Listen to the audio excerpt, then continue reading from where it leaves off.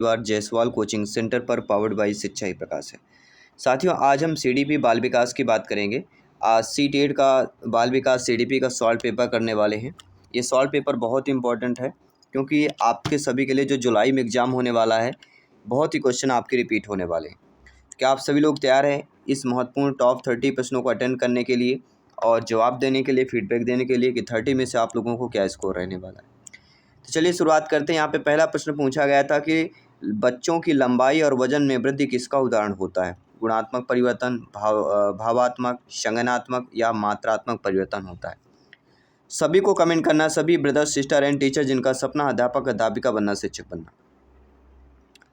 बच्चों की लंबाई और वजन में अगर जब भी देखिए बच्चों की लंबाई और वजन बात की जा रहा है तो कहीं ना कहीं ये तो गुणात्मक हो नहीं सकता, ना ही संज्ञानात्मक होगा। तो फिर क्या होगा? यहाँ पे मात्रात्मक परिवर्तन हो जाए, क्योंकि लंबाई और वजन को हम मात्रा कर सकते हैं।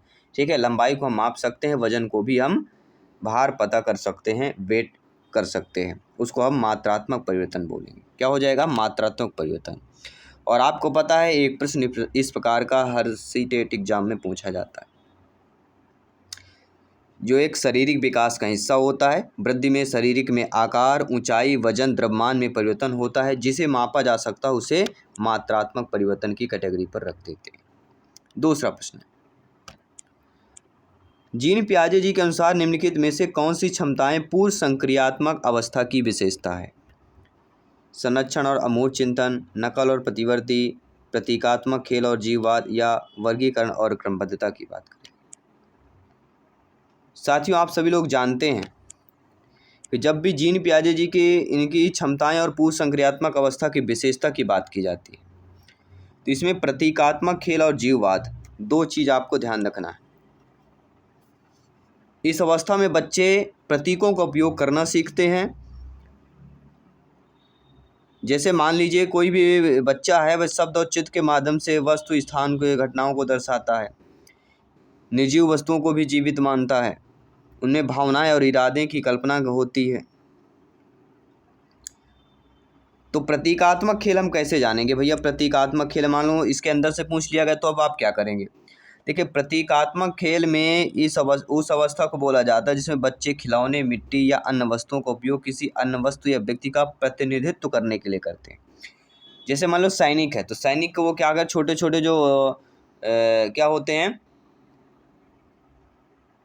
छोटे छोटे मूर्तियां होती हैं, उनको लेके थोड़ा करेंगे, खेलेंगे, तो ये होता प्रतीकात्मक। उसका प्रतीक फोटो कॉपी लेके करते हैं। फिर दूसरा आपका दिया गया है जीववाद।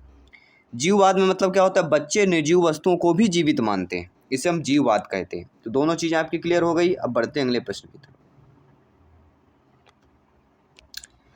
आइए देखते हैं अगला प्रश्न क्या पूछा गया है। आलोचनात्मक सोच वाले प्रश्न पूछने का प्राथमिक उद्देश्य क्या है? मान लीजिए आपका आलोचनात्मक सोच वाले प्रश्न पूछे जा रहे हैं, तो इसका प्राथमिक उद्देश्य क्या होना चाहिए? क्या है यहाँ पे? प्राथमिक उद्देश्य पूछा गया है। क्या छात्रों को ज्ञान और समझ कौशल का आकलन करने के लिए है, या उच्च स्तरीय सोच समस्या समाधान कौशल को बढ़ावा देने के लिए है, या छात्रों को जानकारी याद रखने के लिए प्रोत्साहित करना, या छात्रों को प्रक्रियात्मक ज्ञान विकसित करने में सक्षम बनाना? अब देखिएगा, हमें उत्तर ना भी पता होगा, हम कैसे प्रश्न का उत्तर सटीक कर पाते हैं, ये जानना आप सभी के लिए जरूरी है। पूछा गया आलोचनात्मक सोच वाले प्रश्न को पूछने का प्राथमिक उद्देश्य क्या होता है?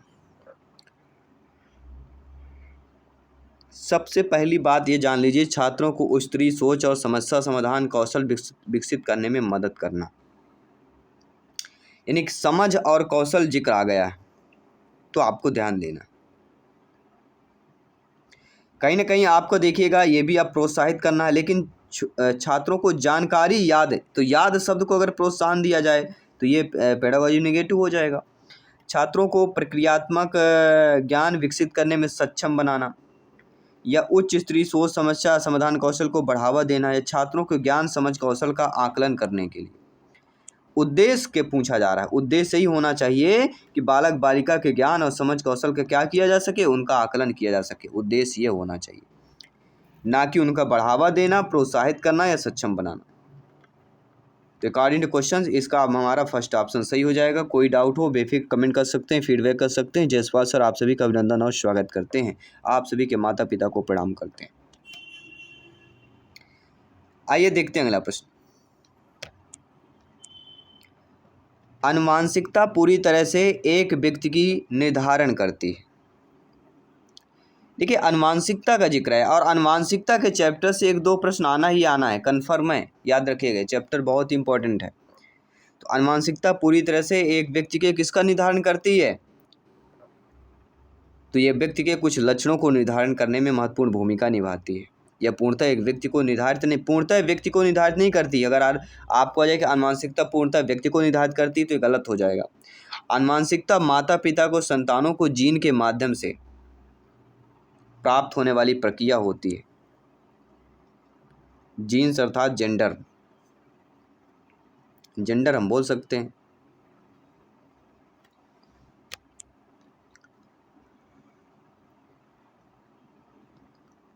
सभी लोग समझ गए?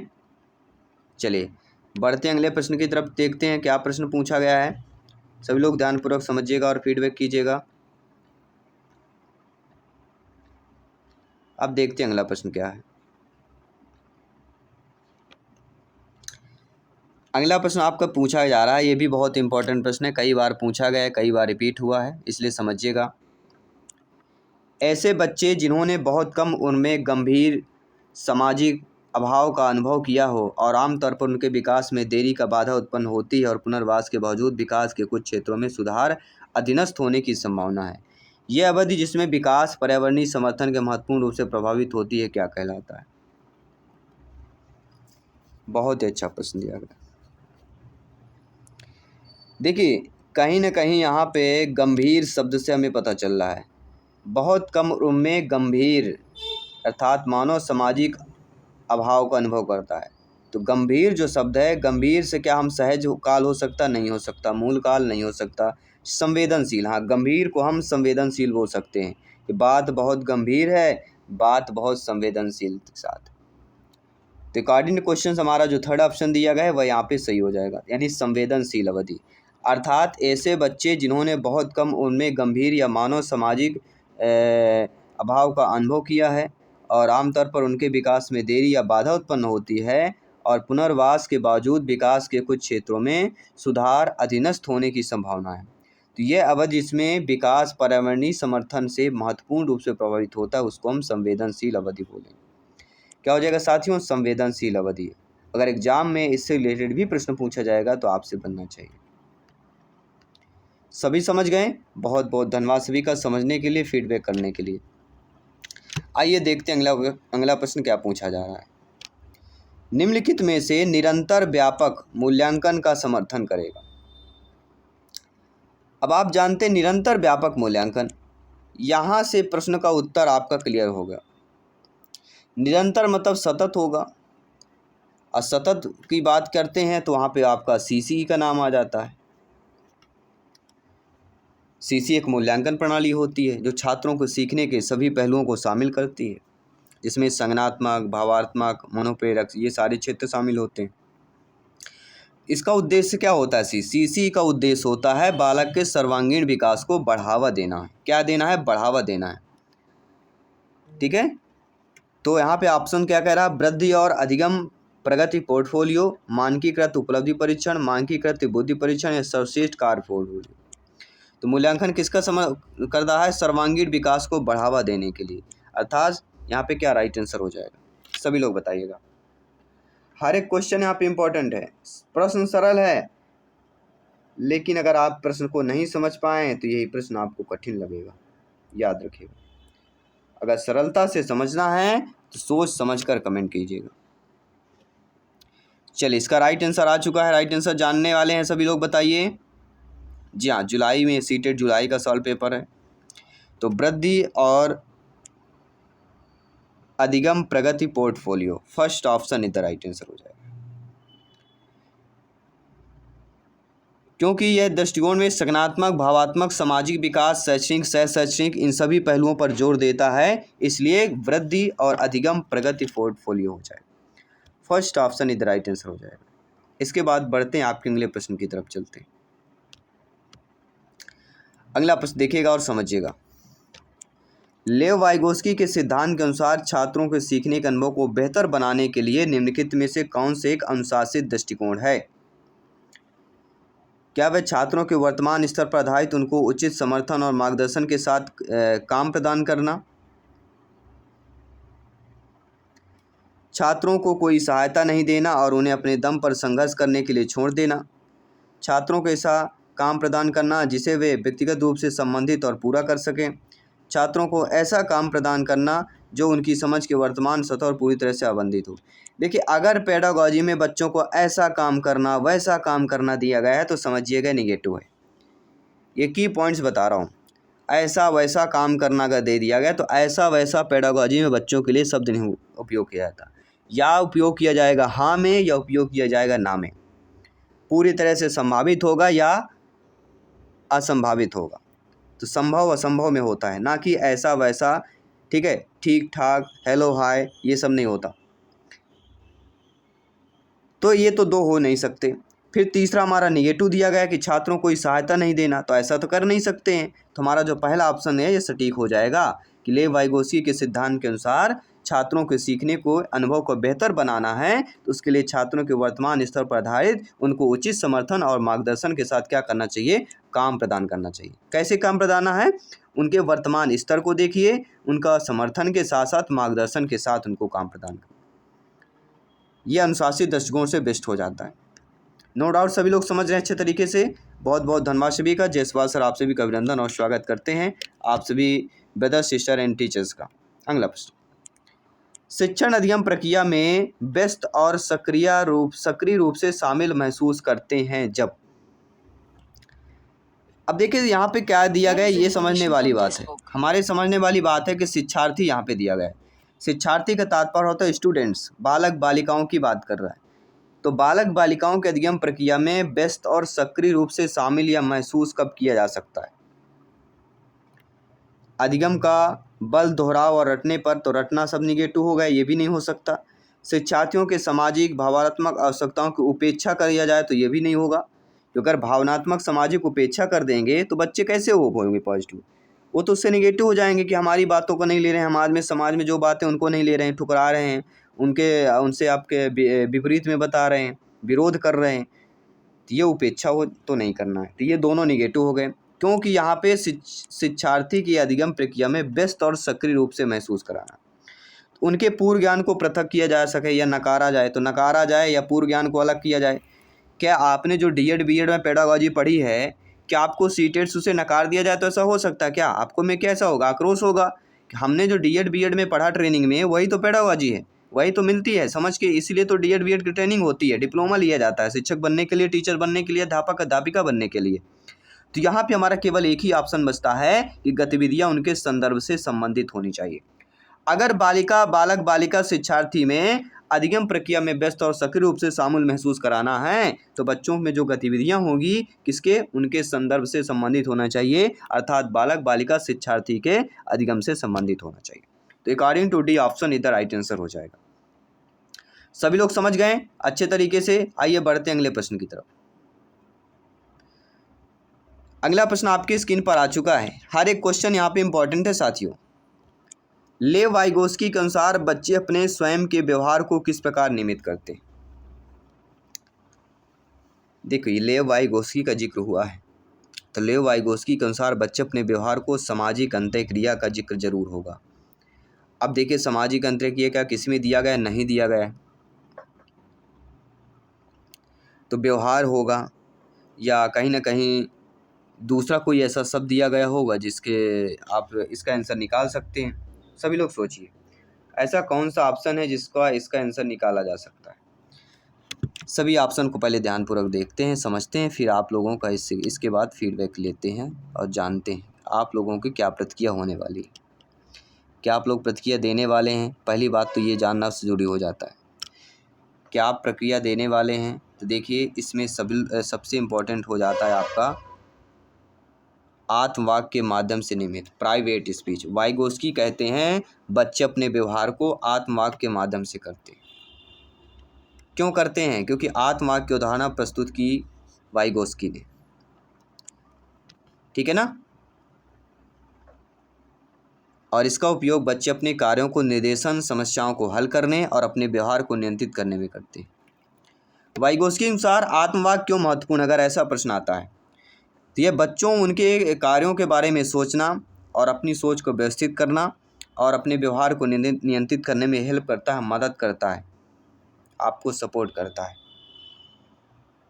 इसलिए आपको आत्मवाक के द्वारा फर्स्ट ऑप्शन सही हो जाएगा। अगला प्रश्न देख लेते हैं, सभी लोग कमेंट कीजिए।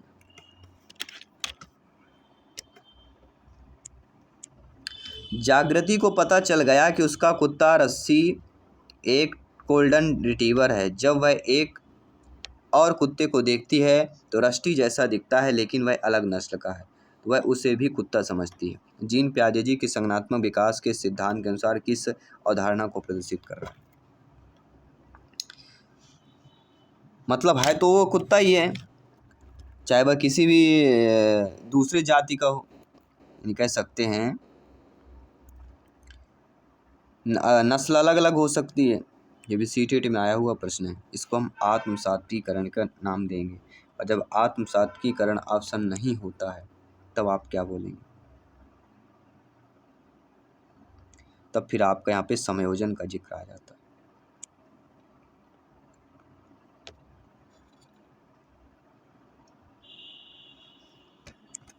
अगला प्रश्न है, प्रतिभाशाली बच्चों के संदर्भ में निम्नलिखित में से कौन सा सही है? ये सभी लोग जानते हैं, प्रतिभाशाली बच्चे निश्चित रूप से शैक्षणिक, सामाजिक, भावात्मक सभी क्षेत्रों में उत्कृष्टता प्राप्त करते हैं। First option is the right answer यहाँ पे हो जाएगा। अगला प्रश्न देखिएगा, शिक्षकों को बच्चे के साथ काम करते समय लगातार अपने स्वयं के दृष्टिकोण और पूर्वग्रहों की जांच करनी चाहिए। कारण यह है कि समस्या समाधान की प्रक्रिया कार्यात्मक स्थिरता से बाधित होती है। तो आप सभी लोग जानते हैं, क्या जानते हैं कि जब यहाँ पे शिक्षकों के बच्चों को काम करते समय लगातार अपने स्वयं के दृष्टिकोण और पूर्वग्रहों की जांच अगर की जा रही है, अगर ये चीज़ आपकी पॉसिबल है तो फिर समझिए आपकी क्या क्या चीज़ें पॉसिबल हो सकती है।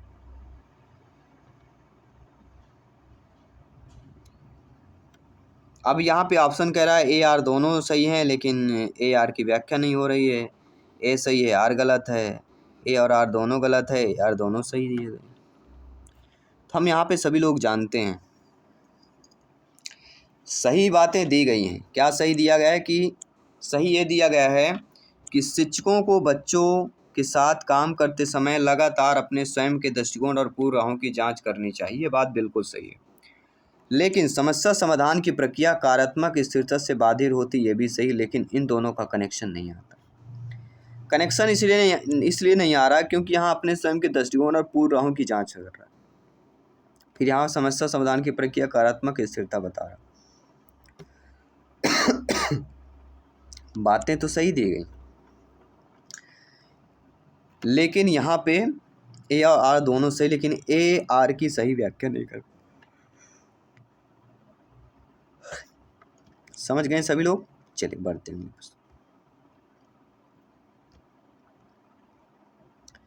आइए देखते हैं अगला प्रश्न क्या दिया गया है। गणित में अपने खराब अंकों के बारे में बात करते हुए अभी कहता है, मुझे अंकों की समझ नहीं है। अभी अपने प्रदर्शन का कारण किसको ठहरा है? तो अभी जो है अपने प्रदर्शन का कारण किसको ठहरा रहा है?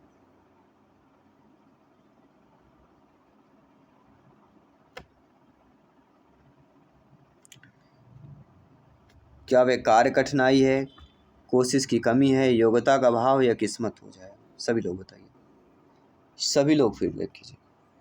यहाँ पे राइट आंसर क्या हो जाएगा? होना चाहिए। बढ़ते अगले प्रश्न की तरफ। अगला प्रश्न कह रहा है, अभिकथन हमारा क्या कह रहा है कि शिक्षकों को कक्षा में प्रभावी संज्ञान सुनिश्चित करने के लिए बच्चों को संवेगात्मक सहारा देना चाहिए। संवेग व संज्ञान एक दूसरे से जटिल रूप से संबंधित होते हैं। ठीक है, तो शिक्षकों को क्या करना चाहिए? प्रभावी संज्ञान सुनिश्चित करने के लिए बच्चों को संवेगात्मक सहारा देना। तो सहारा देना कैसा हो जाएगा? पॉजिटिव हो जाएगा ये भी। ठीक है। और कह रहा है संवेग संज्ञान एक दूसरे से जटिल रूप से संबंधित होते हैं। तो बिल्कुल सही। देखिए संज्ञान का भी जिक्र हुआ है, संवेग का भी जिक्र हुआ है, और ये सही आपका व्याख्या भी यहाँ पे हो रही है। तो मतलब हमारा दोनों सही भी दिए गए हैं और व्याख्या भी सही तरीके से हो रही है। तो फोर्थ ऑप्शन सही हो जाएगा कि ए आर दोनों सही हैं और ए की आर सही से व्याख्या कर पा रहा है। सही से व्याख्या वाले में आप देखिए दोनों ऑप्शनों में कहीं ना कहीं कनेक्टिविटी होनी चाहिए, शब्दों को मिलना चाहिए। अगर शब्द मिल नहीं रहे, कनेक्टिविटी नहीं है, समझिए व्याख्या नहीं हो पा रही। अगला प्रश्न है निम्नलिखित में से अवधारणा के निरूपण में कौन सा क्रम बच्चों की संज्ञानात्मक क्षमताओं के उत्तरोत्तर विकास के अनुसार होता है। अब यहाँ पे क्या दिया गया, ऐसी अवधारणा का जिक्र किया गया जिसमें बच्चों के संज्ञानात्मक क्षमता के उत्तरोत्तर विकास के अनुसार हो। तो उत्तरोत्तर विकास किसमें होता है, क्रिया आधारित हो, छवि आधारित हो और संकेत आधारित। ठीक है, फोर्थ ऑप्शन यहाँ पे सही हो जाएगा। सभी लोग समझ गए। बढ़ते हैं अगले प्रश्न की तरफ।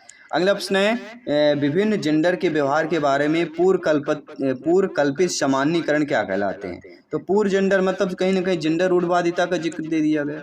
ठीक है, तो नॉर्मल सा प्रश्न था जो सभी लोग सटीक आंसर कर लिए होंगे। बढ़ते हैं अगले प्रश्न की तरफ।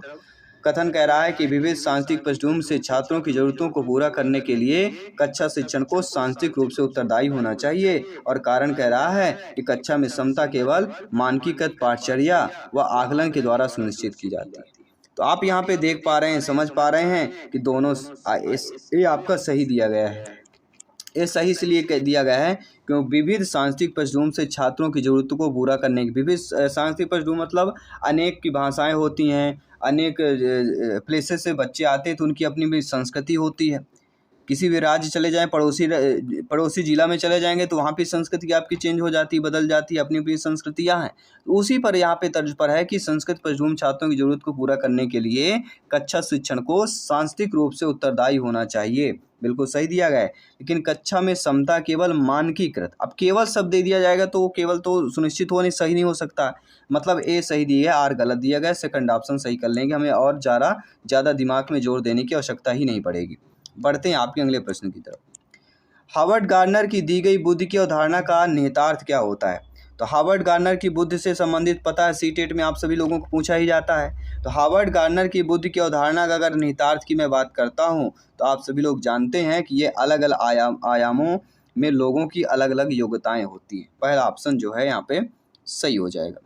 सभी लोग समझ गए। बढ़ते अगले प्रश्न की तरफ। अगला प्रश्न है दोहराव व बारंबार किए जाने वाला व्यवहार किसकी विशिष्ट पहचान होती है। अब दोहराव करना है, बारंबार करना है, दोनों शब्द जब जिक्र हो जाता है कहीं ना कहीं कौन सा हो जाएगा, स्वलीन क्रम विकार हो जाएगा। जहाँ दोहराव व बारंबार किए जाने वाला व्यवहार किसकी विशिष्ट पहचान होती है, ना अधिगमात्मक विकलांगता की होगी, ना ही ध्यान न्यूनता की होगी, ना मस्तिष्क पक्षघात की होगी, यह स्वलीन क्रम विकार की हो जाती है। इसलिए हम बार बार दोहराते हैं वो है। ठीक है, तो स्वलीन क्रम विकार यहाँ पे सही माना गया है। आइए बढ़ते हैं अगले प्रश्न की तरफ। अगला प्रश्न है सामाजिक रचनावादियों के अनुसार अधिगम की प्रक्रिया के बारे में निम्नलिखित में से कौन सा कथन सही दिया गया है। अब सामाजिक रचनावादियों के अनुसार देखा जाए अधिगम की प्रक्रिया, अब यहाँ पे अधिगम की प्रक्रिया का जिक्र कर दिया गया है, मतलब कहीं ना कहीं अधिगम अर्थ निर्माण की एक सामाजिक प्रक्रिया का जिक्र होगा। क्योंकि सामाजिक रचनावादियों की बात करेंगे तो वो आपके कौन सा कथन सही है, तो वह सामाजिक प्रक्रिया के बारे में जिक्र करेंगे। तो ये प्रश्न पर ही देख लीजिए कि सामाजिक का जिक्र हुआ है तो ऑप्शन में भी सामाजिक का जिक्र होगा, पॉजिटिव होना चाहिए। ऐसे भी हम करके आंसर को सही कर सकते हैं। अगला निम्नलिखित में से कौन सा कथन जो है प्रगतिशील शिक्षा में शिक्षक की भूमिका का सबसे अच्छा वर्णन करे।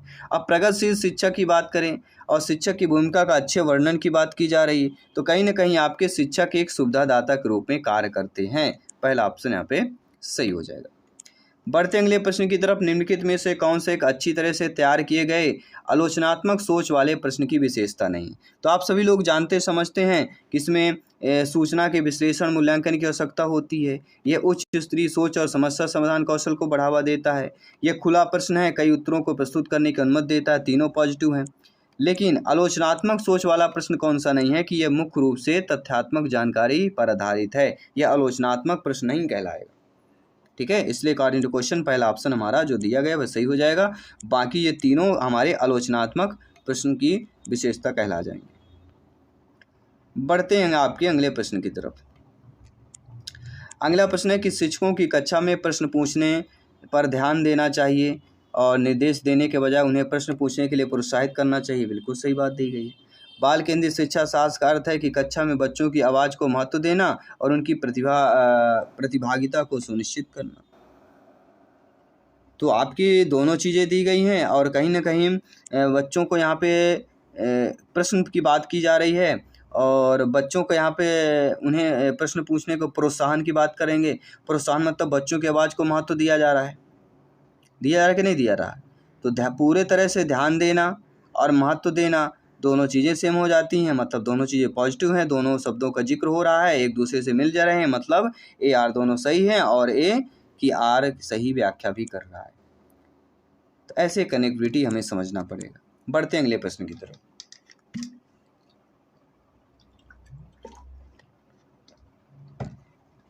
अगला प्रश्न है, एक समावेशी कक्षा में क्या हो सकता है? देखिए, जब भी कोई समावेशी कक्षा होती है, समावेशी कक्षा में सभी बच्चे की कक्षा की गतिविधियां तक पहुंच और वे कक्षा की प्रक्रिया में शामिल होते हैं। क्या है? सभी बच्चों की, ये याद रखिएगा। इसके बाद बढ़ते हैं आपके अगले प्रश्न की तरफ। अगला प्रश्न भी आपका इंटरेस्टेड प्रश्न है कि आमतौर पर सीखने की अक्षमता या कठिनाइयाँ वाले बच्चों में क्या होता है? तो आमतौर पर जो सीखने वाले अक्षमता या कठिनाइयाँ वाले जो बच्चे होते हैं वह एक जैसे दिखने वाले अक्षर वर्ण को लेकर भ्रम में होते हैं। क्या होते हैं? एक जैसे।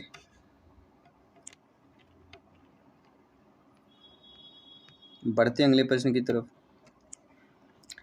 जबकि कुछ बच्चे 12 महीने की उम्र में बड़बड़ाना और 2 शब्दों का वाक्य बोलना शुरू कर देते हैं, अन्य 20 महीने की उम्र में ऐसा नहीं कर पाते हैं। तो व्यक्तिगत विभिन्नताएं पाई जाती हैं। कारण यह है कि विकासात्मक प्रतिमान केवल सांकेतिक है और व्यक्तिगत बच्चों का विकास जो है काफ़ी भिन्न होता है। तो आप सभी लोग जानते समझते हैं, यानी सर्वव्याख्याता लोग हैं, कि जब कुछ बच्चे 12 महीने की उम्र में बड़बड़ाना 2 शब्दों वाक्य बोलना शुरू कर देते हैं, अन्य 12 महीने की उम्र तक ऐसा नहीं करते हैं, क्योंकि व्यक्तिगत विभिन्नताएं। बिल्कुल बात सही दी गई है। विकासात्मक प्रतिमान केवल सांकेतिक और व्यक्तिगत बच्चों का विकास काफ़ी भिन्न हो सकता है। मतलब अगर सांकेतिक और यहाँ पे केवल दे दिया गया, लेकिन प्रश्न को समझिएगा। विकासात्मक प्रतिमान केवल विकासात्मक प्रतिमान के लिए बोला गया है, इसलिए आपको समझिएगा। केवल एक ही कह रहा कि केवल हमें क्या देखना है? विकासात्मक प्रतिमान को देखना है, और इसमें सांकेतिक और जो व्यक्तिगत होते हैं बच्चे होते हैं उनमें काफ़ी भिन्नता होती है। तो बिल्कुल सही दी गई है, 4th ऑप्शन सही कर लेना। तो केवल दिया गया है, लेकिन शब्दों को भी देखना है कि केवल के साथ और क्या क्या चीज़ कह रहा है। एक टॉपिक पे केवल कह रहा है, केवल इस पे हमें देखना है, बाकी और नहीं देखना।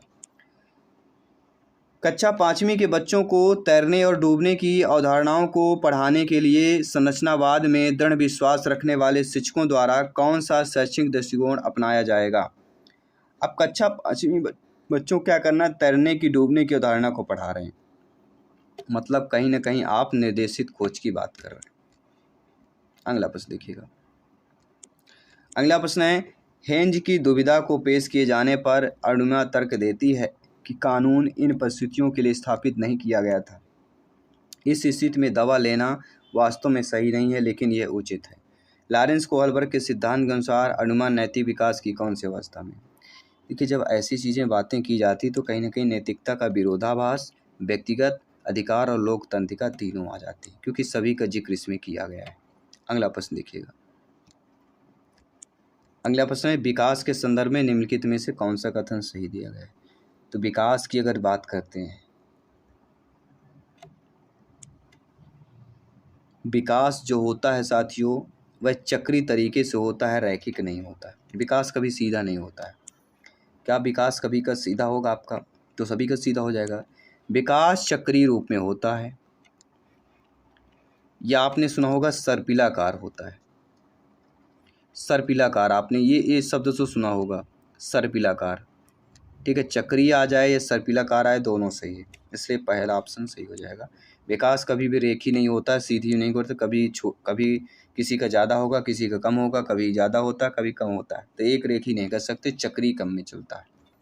अगला, निम्नलिखित में से कौन सी सार्थक सीखने के लिए एक प्रभावी स्मृति तकनीक नहीं है? तो सार्थक सीखने के लिए प्रभावी स्मृति तकनीक कौन कौन से होती है? वह आपकी स्मृति सहायक विधियाँ होगी, संकल्पना चित्रण होगा, विस्तृत दोहराव होगा, लेकिन रटने का दोहराव नहीं हो सकता है। और रटना तो नेगेटिव माना जाता है, तो अकॉर्डिंग टू क्वेश्चन हमारा फोर्थ ऑप्शन सही हो जाएगा। तो ये हमने CDP का सॉल्व किया। इसी तरह सारे पेपर हम सॉल्व करने वाले हैं, तो ध्यानपूर्वक समझिएगा, A to Z हर एक प्रश्न को समझिएगा और फीडबैक कीजिएगा। जल्दी आपकी प्रैक्टिस सेट क्लासेज भी शुरू की जाएगी ताकि आप CTET एग्जाम को फतेह कर पाएँ। धन्यवाद सभी का। जय हिंद, वंदे मातरम। मिलते हैं आपके अगले क्लास पे। जय हिंद साथियों।